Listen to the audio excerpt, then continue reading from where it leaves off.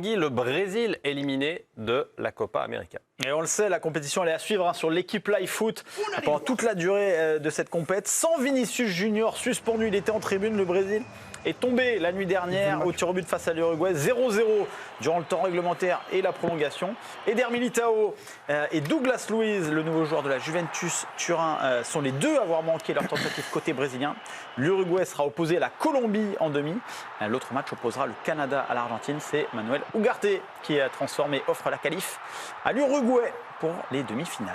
Nabil ? C'est faible, ou c'est moyen le Brésil par rapport à ce qu'on a connu.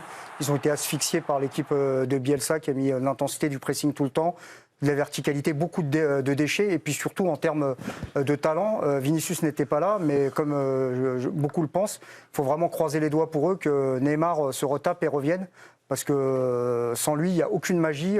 C'est très très moyen. Je me fais un peu l'avocat du diable, Hugo. On a vu à la sortie de Marcelo Bielsa récemment mettre en avant le besoin du jeu par rapport au nombre de personnes qui regardaient le football. Puis finalement, il nous sort un 0-0 un peu dur, non ? Ouais, mais c'est pas l'équipe la plus pénible à regarder de la Copa América. Et je pense qu'il parlait d'un sentiment général, d'un contexte général et mondial dans le foot pour rapporter ça à l'Euro. C'est vrai. Le premier tour, il était absolument inintéressant parce que la formule a changé et quasiment tout le monde s'est qualifié.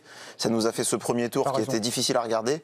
Et ensuite, on avait des équipes, on a des équipes qui sont très attentistes en fait jusqu'à présent, à quelques exceptions près comme l'Espagne notamment. Donc je suis assez d'accord avec ce qu'il avait dit, même si c'est vrai.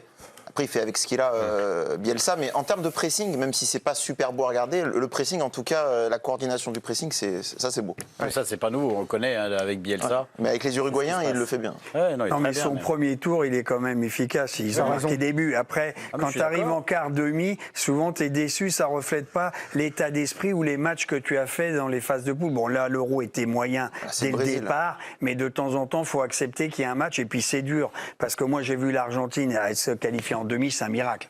Ils sont passés complètement, ils ont été bouffés, l'Argentine. Et bon, ils gagnent au tir au but. Là, ils jouent le Canada. Le Canada. Mais moi, j'ai trouvé que ça se durcissait, ça met des coups. Après, il y a des équipes sympas quand même. Je parle pas de l'Euro parce que je me régale pas forcément. La Turquie, la Géorgie, tout ça, ok.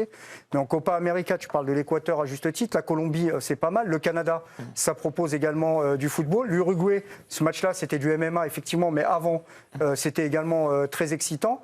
Je trouve qu'en Amérique du Sud et même en Afrique, la CAN, la dernière, je trouve qu'ils proposent beaucoup plus de ballons que l'Euro.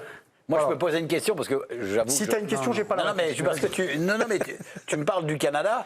Alors moi, est-ce que c'est la compétition qui là-bas est devenue faite ? Parce que moi, l'image que j'ai du Canada face aux Pays-Bas et face à nous, et qu'on me dit qu'ils sont demi-finalistes contre nous. Pardon ? Ils ont fait 0-0 contre une nation majeure du football. Et ils ont pris 4-0 face aux Pays-Bas. On parle de jeu, encore une fois. Vous m'avez rentré dedans tout à l'heure. Parlez de jeu, donc on parle de jeu. Ils essayent de jouer.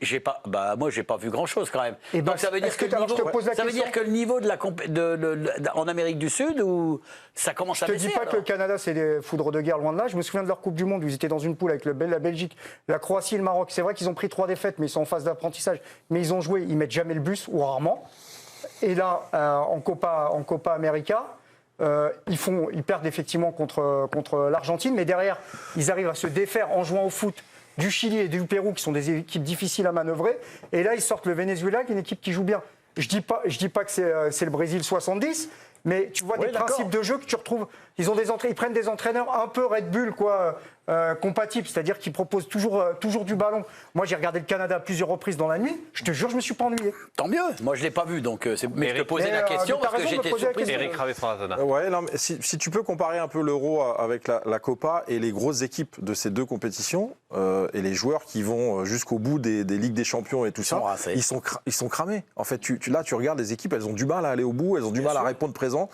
C'est compliqué, donc il y a une réalité aussi de ce côté-là où la France, elle est moins bonne offensivement et tout ça, mais les mecs, ils sont cramés en fait beaucoup. Alors l'Espagne, c'est encore différent, mais voilà, il y a une difficulté de ce côté-là. C'est pas fini puisqu'on s'aperçoit que l'année prochaine, il y aura la Coupe du Monde des clubs, si je me rappelle bien. Donc encore une compétition supérieure. extérieur, encore des matchs pour les joueurs. Et une Ligue des Champions avec non pas 6 matchs, plus de matchs. mais 8 matchs. Commencer au mois de septembre.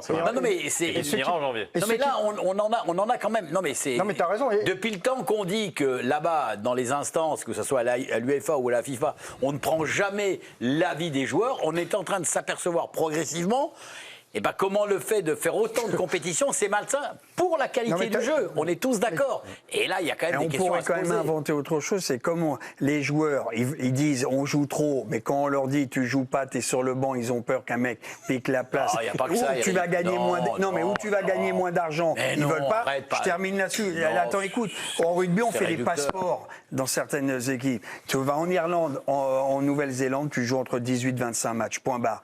T'as assez de joueurs pour faire tourner. Pourquoi à ce moment-là, on ne voit pas l'équipe de France? Elle est partie en Argentine avec une équipe de gosses. Elle a gagné en Argentine avec 8 mecs qui n'avaient jamais été sélectionnés. Je vais te donner une réponse. Tu sais que les joueurs, en football, on ne peut pas le faire. Le mec qui a acheté. Arrête de dire en football, on ne peut pas le faire, on ne peut rien faire. Mais tu vas me laisser finir quand même. Un joueur que tu payes 150 millions, tu vas pas. C'est pas. Excuse-moi de faire la comparaison. Mais s'il est rincé, s'il est fatigué, on voit Arda Güler, il fait un super Euro, il joue pratiquement pas à Madrid. Là, il va arriver avec un autre statut. Hendrix, il a 17 ans, il va venir. Mais t'as vu tous les mecs qu'ils ont? Vous déconnez? Moi, je suis président d'un club, je mets du pognon ou pas, parce que ici, je tourne, je vois le banc, je vois 1 milliard, et le mec, il me fait jamais rentrer les mecs. Quand on est passé à 5, vous avez certains gueulé, oh, on dénature le football, mais il y a 5 joueurs. Mais c'est top, 5 joueurs. Pour un entraîneur, tu sors le mec à la 60e, tu gères son temps, tu le mets au repos, il vient d'une blessure, et tout le monde a gueulé. Tout le monde a gueulé dans le monde du foot.